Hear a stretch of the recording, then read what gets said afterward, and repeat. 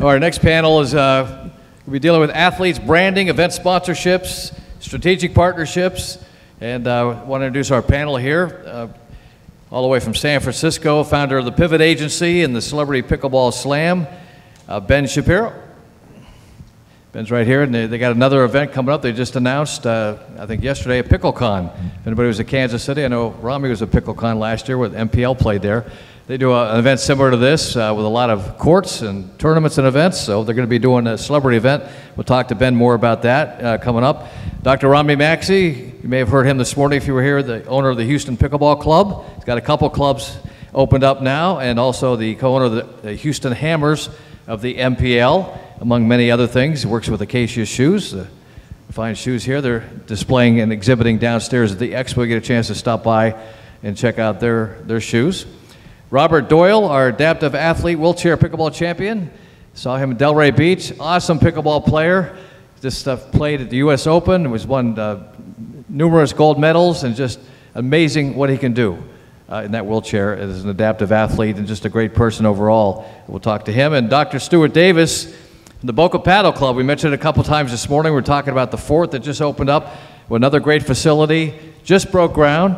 It's going to be awesome. We have some pictures here coming up, and we'll talk to him about the Boca Paddle Club, which will be indoor courts, padel courts, outdoor covered, club-like atmosphere with pro shop, food and beverage, just all kinds of really. It's going to be great. It's about 5 minutes from my house. So we're excited about that, the Boca Paddle Club coming up. So I know there's some people out here opening up new clubs. He'll be able to give you some good insight on that. So let's start with you first, Stewart. Just talk a little bit about, you got some pictures up there already? Okay. Why don't you talk about the Boca Paddle Club, and first of all, talk about your pickleball experience. I know you've been playing for a while, competitively, and good player, and talk about how you got into pickleball and then into having your own facility. Sure. So thanks for having me, and it's great to be here. So I've come from a tennis background originally. I was a top junior tennis player, played state national tennis and played some college tennis as well. After going to medical school and training as a physician, I got back to playing tennis again, but then ultimately gave it up for golf. And about 3.5 years ago, discovered pickleball, and just decided pickleball was a great sport for me, and built on my tennis background. Still play a little bit of golf, but mostly very focused on pickleball. Play a lot of tournaments. Just won the silver medal U.S. Open in men's, like the top men's 50 plus, 40 plus. So still play singles, play doubles, play mixed doubles, and tons of tournaments, travel around. Look forward maybe to one day playing in the NPL stuff and all the senior pro stuff as well. So really based in Boca Raton, and in Boca Raton we have plenty of pickleball courts, but what we don't have is any inside venues and any indoor venues. And really the growth and really what people are wanting in our area is higher end pickleball facilities as well as indoor courts. And so myself and Brian Levine, who's my co-managing partner in this project, Brian was the prior commissioner of and CEO of Major League Pickleball, actually MLP. We decided to start working on this project, and it's really come a long way, and it's come to fruition now. As Carl said, just a couple weeks ago, we broke ground in Boca. We had our groundbreaking on June the 10th. And what we're building is a huge facility. We have 70,000 square foot building. Inside this building, we're going to have 16 indoor courts. 14 of them will be pickleball, and 2 of them will be padel. We're going to have a full food and beverage offering with full liquor license and everything like that. We're partnered with, and they're involved in the project, Farmer's Table. If anybody's from Boca, you might know Farmer's Table restaurant. So they're partnered with us. We're going to basically have a version of Farmer's Table at the restaurant. I think he's flipping some pictures up there, which is great. But really, and then outside, we're going to have an additional 9 more courts. So there'll be 4 more paddle courts outside. Those will all be covered, so protected from the weather and sun.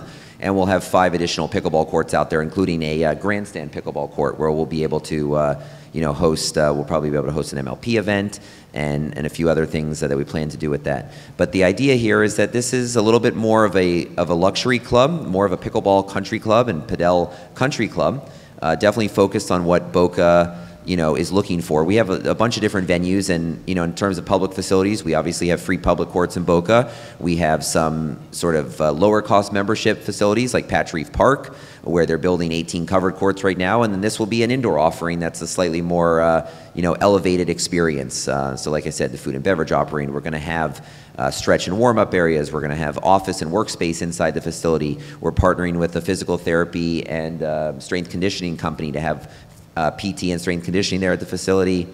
So it's more of an elevated operation, but we'll have a membership-based model, but we'll still be able to sell guest passes if people want to come for the day to check it out.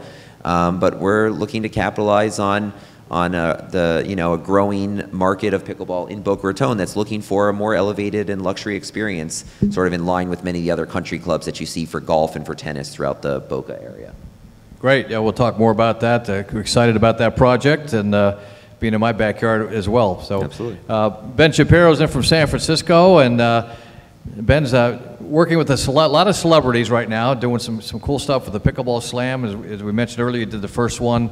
It was in Dallas, right? Was it Austin? San Francisco. Oh, San Francisco was your first one. Yeah, right. Yeah. NBA All-Star. NBA All-Star. So why don't you tell a bit about, and Pivot Agency on the other side is very involved in pickleball, selling sponsorships, corporate sponsorships for most of MLP, PPA, and some of the other professional sites. Yeah, no, thanks for having me, and this is a great convention, by the way, so congrats to you for putting this on. But yeah, I started too in tennis. I was a college tennis player, and then went on to work for the Golden State Warriors in the NBA as an executive for 12 years.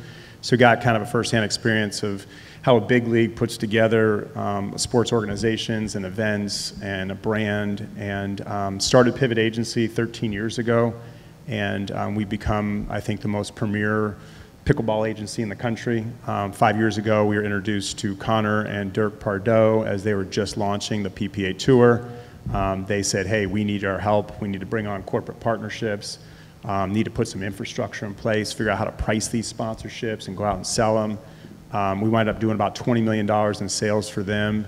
That led us to some of the pro players going, hey, we want endorsement deals. We want to build our brand. So we now have, I think we're up to about 8 pro players that include Christian Alshon, Hayden Patrickan, Riley Newman, Matt Wright, Lucy Canavalova, and more. Then we've got involved in the grassroots side with Pickler and City Pickle, helping them put together partnerships. And then, yeah, we kind of realized that we think that the growth of the sport and the growth of the pro sport is expanding at a very, very fast pace. I think when I compare it to the NBA or Major League Baseball or some of these big leagues, I think where pickleball falls short is the star power, the name awareness. Even, I played tennis in college. I played pickleball every Thursday night at my country club, and my buddies can't name 2 pro pickleball players' names. Ben Johns, Anthony Waters included. And so I said, like, hey, I think that's a problem, right? If the sport's going to grow and the media impressions are going to grow, these star players need to be household names. And I think that's where the Celebrity Pickleball Bash can be a really good lever or growth vertical for the sport overall, because we're partnered with Mario Lopez and Anthony Anderson and Terrell Owens and Manu Ginobili and CC Sabathia, and we're trying to pair celebrities, and Celebrity Pickleball Bash is a venture that Pivot is a part owner and operator of, and we're basically taking celebrities, we're pairing them with pro players, we're integrating music and entertainment, we're calling it Pickletainment. And our vision is to attach Celebrity Pickleball Bash to major citywide events. So we did our first event in San Francisco during the NBA All-Star Weekend, awesome event. Our next event's going to be around PickleCon in Kansas City in August. So we're going to kind of go back and forth and activate Celebrity Pickleball Bash around big pickleball events and big citywide. So it might be an MLP event, it might be coming to your club, it might be a PPA tournament on the pickleball side, and then on the kind of citywide mainstream sports side, I see it going to the Super Bowl, the Final Four, the Kentucky Derby, the ESPYs. Right, there's all these different activations, and pickleball is obviously the fastest growing sport in North America. Why isn't there a really cool pickleball activation at these major citywide? So that's why we launched Celebrity Pickleball Bash. It's only 8 months old. We had our first event in February. Our second event's coming up in August. Steve Gracio's here. We have a table. We'd love to welcome any of the brands that want to spotlight their brands. At Celebrity Pickleball Bash, want to utilize the 40 to 50 million impressions that we have on social media with all of our celebrity partners, but that's what we're doing, and I think overall Pivot is a great agency that can touch a bunch of different sectors of pickleball, from the pro side to the athlete side to the grassroots side to the activation on the celebrity angle. That's what Pivot's involved with, so. Thanks for having me. Great having you here. We'll talk more about some of the events coming up. Dr. Rommie Maxey, who owns a couple clubs himself in Houston, and also an NPL owner with the Houston Hammers and Acacia Shoes and a little bit of everything in pickleball. So I want to just get a lot of people weren't maybe here this morning when he filled in here for a keynote that unfortunately had COVID, but thanks for filling in this morning. But Phil, let the people know a little bit about your background and with your clubs in Houston, how they're doing. Just real quickly, I spoke this morning, and so most of you were here, but just entrepreneur in pickleball. I love the stuff that Pivot's doing. That's growing the game, and that's what we're all about. And so I've been involved in pickleball for a long time. Some of those players he mentioned I've trained. We've been in this organization. This is just a great place to be right now in pickleball space, and I think we're growing it in the countries around the world. I've got things going on in Vietnam right now, in China and Japan. It's just expanding in so many ways that it's just incredible. But yes, own a couple of clubs in Houston. If you're ever in Houston, you're my guest. Come by and see us. We own the Houston Hammers and the MPL. They're playing tomorrow. I'm not there, but that's okay. So just involved a lot. And Acacia Shoes, come by the booth downstairs and see the shoes. We just love the game of pickleball and been involved in a long time. So entrepreneur, looking for new things to do. Let's talk to Robert Doyle right now. Robert, thanks for being with us here, and I got a chance to meet you in Delray, one of the tournaments there where you're putting on some exhibitions. I think you played with Brian Levine too. I think Brian was playing with you at the tournament over there, one of the Stewart's partners, and Brian Levine plays for our Boca professional team that I'm a partner on that as well. That's why I have the championship ring up here that Brian's got one, and we got the key to the city in Boca. Who would know 20 years ago, whatever, I'd be getting the key to the city of Boca for pickleball, right? And meeting the state senator, we're in the Boca parade, and the whole thing with rinks. I mean, so it's crazy, but that's what pickleball can do, right? Pickleball can change lives, and it has changed lives. And talk about how it's changed your life, Robert. I mean, this guy's an amazing player on the court and a championship player. Plays, what did you play, 75 straight days or something? And you had to take a little break? Yeah, your body said, okay, give me a break, right? So give the people a little background about your history and how you ended up finding pickleball and just some of the good things you're doing right now. Yeah, thank you, Carl. I'm grateful to be here with all of you. A little bit about my story and how I started pickleball. I was paralyzed on April 4th, 2004. I know that's creepy, 4/4/04. And right after I recovered from my rehab, I decided, you know what, I need to get back into doing something. We all need a purpose in life, and I realized that a big purpose in my life, especially as a kid, was playing sports. And so I started with sled hockey. I basically dragged my body across the ice because I didn't have the balance for it, so I said, this isn't going to work. So I went into wheelchair basketball, and I played that for 19 years, but it beat up my body pretty good. I broke or fractured my vertebrae in my back several times. Good news is I was already paralyzed, so no big deal. But after that, when I started spending more time down here in Florida, I found pickleball through a neighbor who introduced me to one of the teachers at the Naples pickleball facility where the U.S. Open is held. And as Carl said, I was immediately hooked. I played just nonstop, 5-6 hours a day, and I just kept grinding and grinding. And one of the very unique parts of pickleball that doesn't happen in any other wheelchair sport is the fact that I can go out there and I can go to a park and I can play with an able-bodied player. There's literally no other wheelchair sport like that. There's no crossover whatsoever.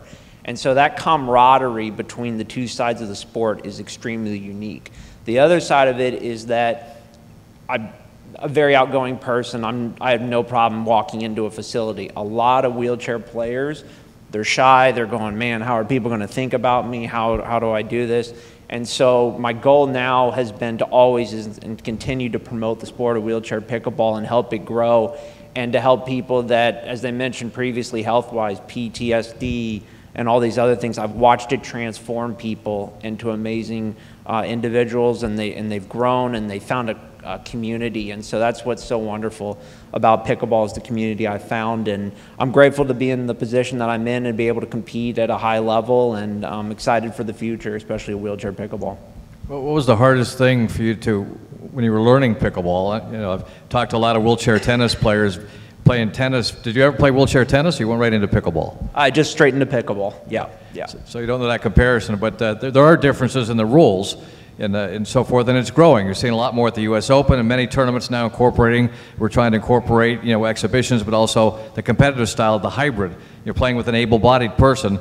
That's exciting to watch. If you haven't seen a wheelchair person in a hybrid situation play against each other on the courts, it's pretty competitive. It's pretty amazing too. I mean, so that's really fun to watch. U.S. Open's done a great job with that. No, U.S. Open did a great job with that. And to your point, Carl, with what we did this year on the hybrid side is we had a lot of high-level players, 5-0 and above, pretty much playing with us. And we decided that we were going to change the rules, and we were going to make the center line a kitchen line for the able-bodied player.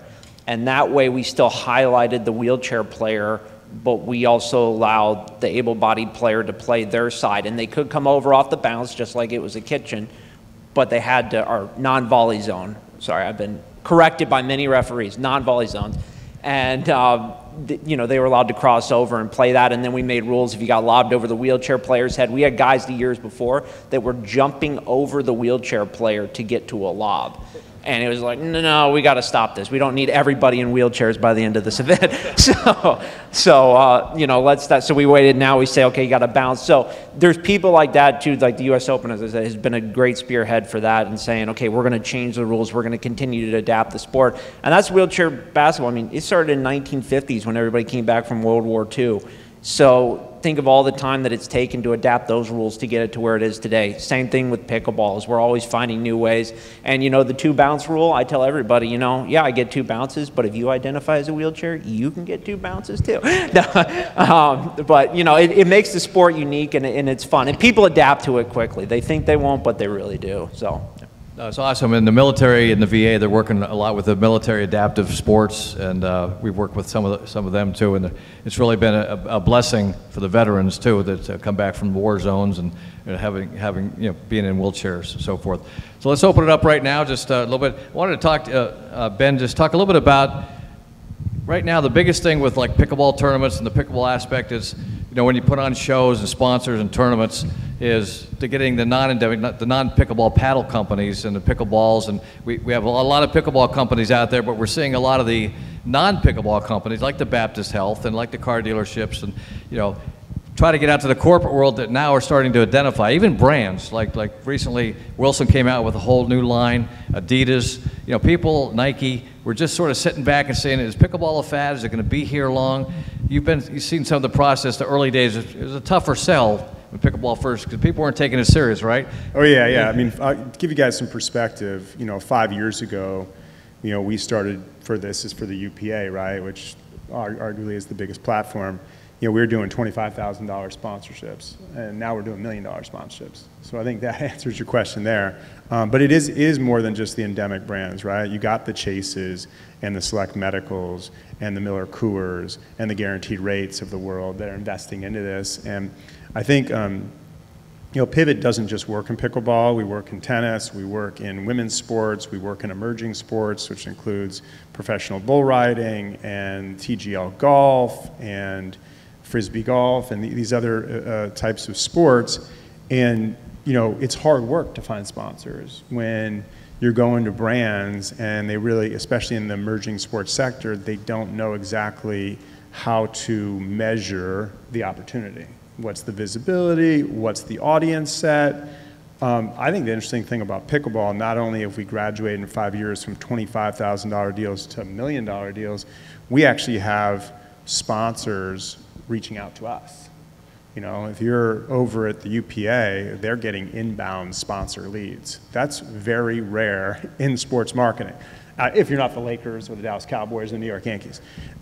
So, you know, the fact that pickleball is receiving that, and that even goes down to Celebrity Pickleball Bash. I mean, when we did our first event in February, I think we had 5 or 7 sponsors that reached out to us, even though we were also reaching out. So I think that is a very clear indication and very indicative that the brands are starting to realize that pickleball is a cool platform to invest into, and the audience is obviously growing. But I think on the brand side too, we're finding that a lot of the executives that make these decisions love pickleball. So, you know, they're going to their brand managers going, hey, can we do something in pickleball?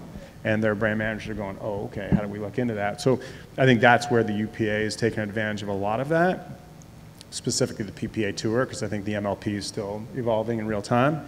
But I see that continuing to grow, and I think that's a really, really solid indication for the sport of pickleball and the fact it's here to stay. Yeah, I think one thing we're talking about too is athlete branding, sponsorship of athletes, and also just the endorsement aspect of what's happening. We're seeing the bigger deals coming with these brands, with the paddle company apparel, but even other, you know, you see in commercials, you see in national commercials on TV now. You know, even during the Super Bowl, you see in all these, you know, investment firms using pickleball. Some of these select medical using pickleball in their ads. So I think that's getting us up to the mainstream, you know, when we're looking at that. But when you're looking at endorsement deals or branding, and you were talking about, I think, City Pickle, we're talking strategic partnerships. I know, Stuart, you're working with City Pickle also, right? So pickleball is a great partnership type sport. We're developing, we're seeing partnerships, and we call them strategic partnerships. We had Duper up here with the Pickleball World Cup. We had Duper there, we had the Fort. So facilities, sponsors, events, all intermingling with pickleball, and that's, you guys are planning a lot of cool things at Boca Paddle too. Yeah, and I think you said it, and I think you said it as well, is that the corporations are starting to see that pickleball, it's almost like the new golf, so they're trying to center events around pickleball and things like that. So as Carl mentioned, so we're partnered with City Pickles, you know, runs the pickleball facility in New York City and in Woolman Rink in Central Park, as well as a bunch of other facilities. They've had a lot of success doing events for large corporations that are based in New York and others that want to come in and do these events. That's one of the things that we're planning to do a lot and capitalize around, you know, in South Florida. We have companies already that are reaching out to us that want to do events at our facilities. So that, you know, to his point, the brands are coming to us. We're getting inbound calls. People want to work with us, want to do stuff because they see this as sort of the new golf. And they're doing promotional events, they're doing charity events, they're doing corporate team building events, different stuff like that. You know, City Pickle's been already hosting many of these events at their facilities up in the Northeast. We plan to try to do a lot of that, you know, in South Florida as well. So I think it's a huge opportunity for everybody to work with these brands, and it's not just pickleball brands. It's, as Carl said, it's healthcare brands, it's banks, it's airlines. Everybody sees this as an opportunity to get into it. So there's a lot of you know, we're at the ground level still here in terms of what the potential really is. Yeah, you may have seen too, like they're having part of the French Open. They tied in. They had an event there at the U.S. Open tennis recently. Miami Open as well, down in Miami. Miami Open, the F1. Pickle, paddle. Right. Yep. During the F1 in Miami, they had a pickleball court set up and down there. So we're seeing a lot of the athletes at other sports, and that's what Ben was talking about. You've got a lot of athletes, Terrell Owens, Tyler Hansborough. You know, we're seeing a lot of athletes in the MPL. Rommie, we have Danny Warfel's playing now. You know, and Vince Van Patten is a lot of athletes from other sports have found pickleball and loving it. You know, the Jack Sox and these guys they're all making, you know, they're making pretty good headway into the pickleball sports world. But I think the drawing, how many people, anybody go to the Hard Rock when Agassi and Graff played in the Pickleball Slam? I mean, those things have been sold out. I mean, and it's because, and they're not pickleball players. Now, they added the pickleball element and they teamed up, but now they're playing. Agassi's totally involved. He's investing in everything right now, and he's like totally addicted. He said, that's all I want to play the rest of my life is pickleball. But he was, so you're seeing that transition, and I think what you're on with a celebrity, and people will come out. We all know if celebrities are playing pickleball, and we've got a couple hopefully coming by here to play a little bit over the weekend. But it's interesting to see that interaction with the pickleball pros and the athletes from other sports, because these guys are getting pretty good pretty fast, like Drew Brees and these guys. I mean, they're picking up the game because they have that athletic ability. Yeah, and I think what's very unique and different about Celebrity Pickleball Bash and what we're doing is these celebrities are not just participants, but they're also equity holders in the business. So they have a direct incentive to help grow the business, the sport, the impressions around the pro players. And when you look back at our first event at the NBA All-Star was televised on Tennis Channel 2, but yeah, you had just that. You had Terrell Owens partnered with Jesse Irvine, and you had Hunter Pence partnered with Paris Todd, and you had Uriah Faber, who's a UFC Hall of Famer, partnered with Hayden Patrickin, and it was just kind of a cool combination of the celebrities and the pro players, and obviously the pro players are there to kind of carry the weight a little bit because some of the celebrities play better than others, and I think that's, as we evolve with Celebrity Pickleball Bash, we want to try to continue to bring more celebrities that can play high-level pickleball, because I think that's what's more entertaining to watch, especially on TV. But somebody said it earlier too, I mean, we play with an orange ball. I really agree with that. I think the orange ball definitely stands out, and if you look at our branding, even my shirt right here, it's blue and orange, and we exclusively play with the orange ball because I think you can see it better. You can see it better on TV, which has been kind of a pet peeve of mine with tennis. Being a college tennis player, I've watched Wimbledon and the US Open, Australia, and so forth. When I'm watching on TV, it's hard to see the ball. And I think if it was bright orange, I think I could see it better. And maybe I get rid of those glasses, and everybody needs to wear those glasses. But I think that, yeah, the celebrities are going to be a big part of the evolution of pickleball, and I think Celebrity Pickleball Bash, there's been a lot of celebrity charity events, little small things, right, but we're trying to scale as a tour, and we did our first one in February, we're doing our next one in August in Kansas City, and then our plan is to have 4 in 2026, and we want to come to Florida, we want to go to Texas, we want to go to Arizona, go to some of these hot pockets where pickleball is really, really popular, and I'm not sure San Francisco was that, but since I was living in San Francisco and I worked at the Golden State Warriors and the NBA All-Star Game was there, we thought it was a natural launch. But yeah, we've got a lot of really good feedback, and people like him are contacting us and going, hey, we'd love to have you bring Pickletainment and Celebrity Pickleball Bash to our event and enhance it. And we welcome all those calls and all those opportunities, and we're very, we like to pride ourselves on being very approachable and open-minded and flexible, and that's what's the great thing about this community of pickleball is everybody's like that. Yeah. Well, Rommie's got a couple clubs in Houston. I know he's got a couple clubs over there, and from the Acacia side, Rommie, we're talking about athlete branding and so forth.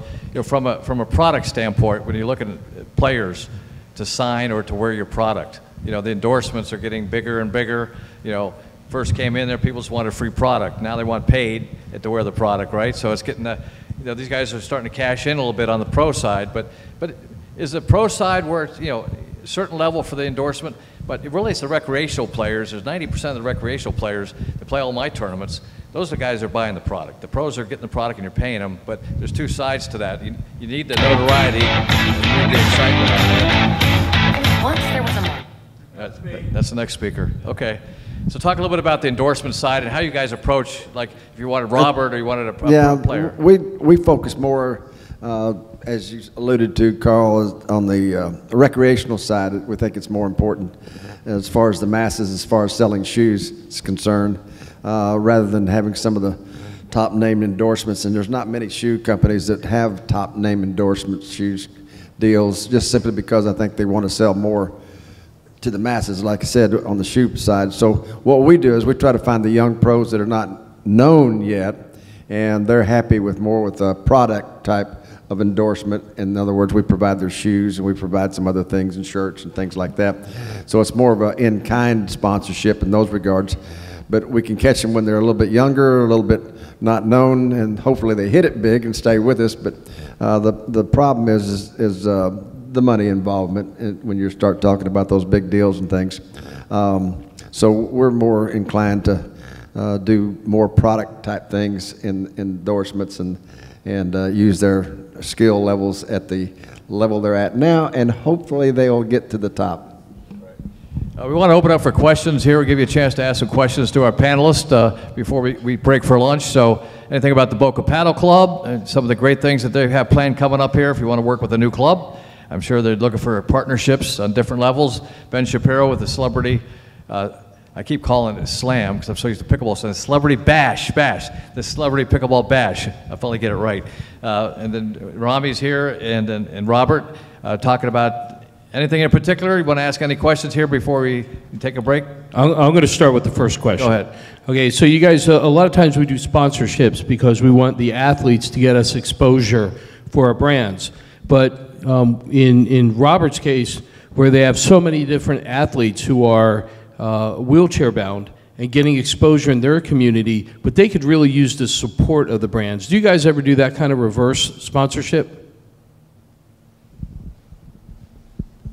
Yeah, I mean, we have some senior players and not any wheelchair players, but yeah, I mean, that's what athletes turn to us to do is build the brand, build the story, identify categories that could make sense as authentic partnerships and go out and find those. So that's a big part about what Pivot Agency does.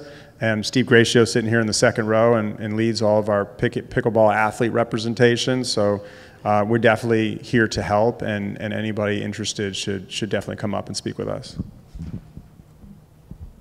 Do you have another question back there? Yeah, and I'll comment on that as well too. You know, from Adam's question from the wheelchair side of the game, you know, for athletes and chairs, it is a little bit different. And I'm going to speak to just, for example, the U.S. Open. I had my hybrid partner come and he's like, hey, I'm going to crash on a couch because we got an Airbnb with 10 guys. That would never happen for a wheelchair player where they could split that cost like that because they have to have a wheelchair accessible bathroom, they have to have a wheelchair accessible place to stay, they have to get a minivan, which probably costs double the amount of a normal rental car. So all those costs. In addition to that, that is my sports chair up there, and you truly need that. That is, I'll call it a barrier to entry into the sport of wheelchair pickleball because that's what helps you move faster, go faster. Just those wheels are brand new this year because I bent the other ones running into fences. Those were $1,100 for those two wheels right there. That whole chair, brand new these days, is somewhere between $5,000 to $10,000 between what your needs are. And so it's stuff like that in terms of it's the most expensive pair of shoes you'll ever buy. And then I burned through those tires in the U.S. Open and I had to buy new ones, and those are $150 a pop for the wheels. So it's stuff like that. It costs a lot, and we do it because we love the sport, but the more support, the more help that wheelchair athletes can get. And you know, I'll speak for myself. My goal is, again, to grow the sport with these amazing athletes. They work just as hard as any other athlete. As I said, we were training 3 hours of singles in the morning, breaking for an hour for lunch, and 3 hours of doubles in the afternoon. So, you know, that's a big part, and that would be a big help, again, to the veterans, to wheelchair players, just to help them continue to do what they love and travel and play the sport of pickleball. Yeah, I think tying it together, I mean, I can see celebrity exhibitions, and, you know, as we did in Delray, just Yvonne Lendl was there, and you guys had some great fun out there. It's just amazing to see how they can compete with players of all levels. And these, you know, so it's very interesting. So great work, guys. I appreciate it. Stewart, what's the target date now for the Boca Paddle Club? When are we going to see completion? Quarter one of 2025. Quarter one 2026. 2026, first quarter? Yeah. All right, can't wait.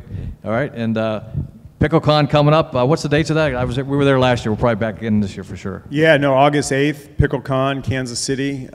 We'll be on national TV. We haven't picked the exact distribution partner yet, but definitely tune in. Follow us on social media, Celebrity Pickleball Bash, not Slam. Bash.